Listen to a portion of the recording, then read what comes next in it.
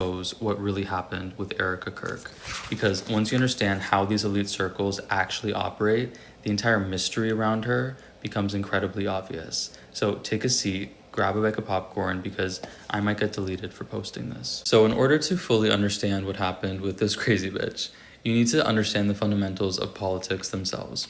So politics operate very much like a social club with a social hierarchy.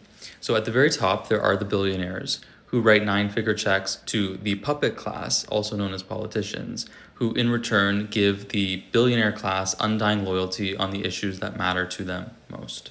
Now, the most important thing for you to drill in your fucking head to really understand this story is that you may look at a President Obama, for example, and think that he is at the top of the social pyramid. That is absolutely not true. When there are these private dinner meetings with billionaires and with past presidents or potential future presidents or even a current president, they're at the very bottom of the fucking barrel. If you were to compare it to a social hierarchy in a high school, for example, the billionaire is the superintendent of the entire school board.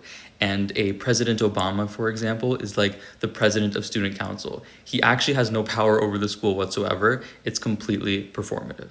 Every single time you've ever voted, you are really voting for someone that was handpicked for you by a billionaire who doesn't want to run themselves because they are busy ruining the planet. And honestly, being a politician is seen, as I said, in these social circles, at these dinner parties, as a very lowly job. So in summary, every single person who has made it to the level of a vice president or a president is nothing but a billionaire's bitch. So then this brings us to the fundamentals needed to understand the story of Charlie and Erica Kirk. So in 2018, a former pageant queen, Miss Arizona,